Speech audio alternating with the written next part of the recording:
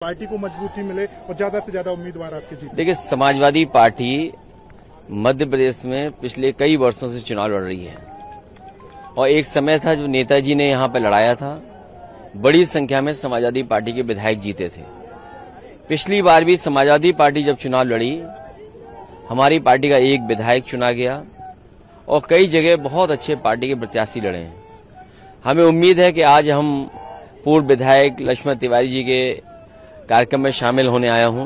ये समाजवादी पार्टी से जुड़े हैं, चुनाव लड़ेंगे और मध्य प्रदेश में समाजवादियों ने काम किया और जरूरत है समाजवादी विचारधारा की।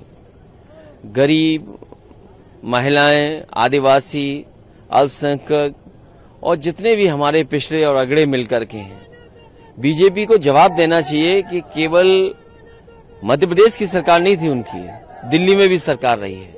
दिल्ली के 10 साल और मध्य प्रदेश की लगातार इतने सालों की सरकार में भी परिवर्तन दिखाई नहीं दे रहा है।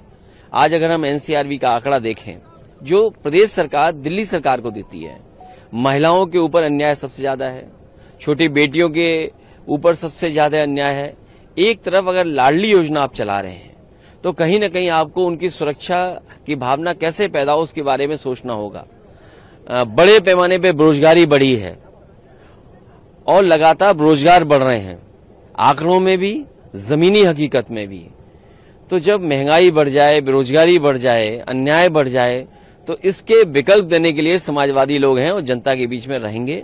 हमें उम्मीद है कि समाजवादी पार्टी इस बार सीटें ज्यादा जीतेगी। इंडिया गठबंधन के साथ, जो गठबंधन के साथ आप चुनाव मैदान में उतरेंगे मध्य प्रदेश में, इंडिविजुअली अकेली ही पार्टी आपकी लड़ेगी? चुनाव तो जब कभी होगा तो चिन्ह पे साइकिल पर ही होगा और वोट साइकिल पे ही मांगा जाएगा। जो इंडिया गठबंधन है, हम इस कार्यक्रमों के साथ साथ अपना एसेस भी कर रहे हैं कि आखिरकार हमारी पार्टी कहां मजबूती से लड़ेगी और मजबूती से लड़ने के लिए अपनी पार्टी के कार्यकर्ता, नेताओं, संगठन से भी बात करने आया हूं और उनकी राय लेकर के आने वाले समय में इंडिया गठबंधन में किस तरीके से आगे बढ़ें उस पर भी विचार करेंगे। सर, क्या कारण है भारतीय जनता पार्टी ने केंद्रीय मंत्रियों को चुनाव मैदान में उतार दिया? नरेंद्र सिंह तोमर हो, प्रहलाद पटेल हो, इन लोगों को तक चुनाव मैदान में उतारा है सर? ये सवाल बड़ा नहीं है।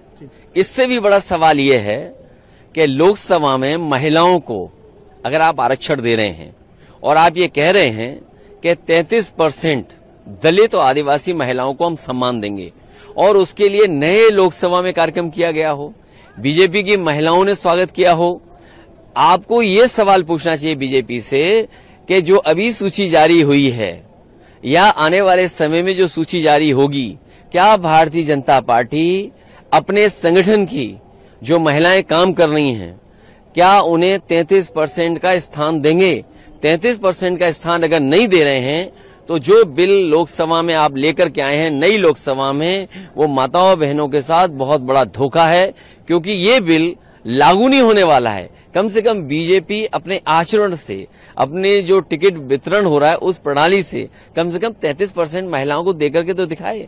उज्जैन में सर 12 साल की बच्ची है करीब, उसके साथ रेप हुआ, जघन्य अपराध हुआ माइनर के साथ। देखिए, 12 साल या माइनर के साथ अगर एनसीआरबी के आंकड़े देखोगे तो मध्य प्रदेश का स्थान बहुत से प्रदेशों से ऊपर दिखाई दे रहा है और यहाँ तो महिलाओं के साथ और बेटियों के साथ सबसे ज्यादा इस तरह के अपराध हुए हैं। सर, प्रधानमंत्री जी आए, उन्होंने सनातन को बोला कि इंडिया गठबंधन सनातन खत्म करना चाहते हैं। देखिए, बीजेपी तो ये भी नहीं बता पा रही है कि सनातन क्या है। बीजेपी पहले ये तो बताए सनातन धर्म। लक्ष्मण तिवारी जी यहाँ खड़े हैं, पटेल जी खड़े हैं, हम खड़े हैं, क्या हम सनातनी नहीं है? बीजेपी ये समझती है कि बीजेपी को जो वोट दे रहा है वो सनातनी है और जो बीजेपी को वोट नहीं दे रहा है वो सनातनी नहीं है। तो इसलिए ये बहस मत छेड़िए, इस बहस में हम बहुत लड़ चुके हैं यूपी में।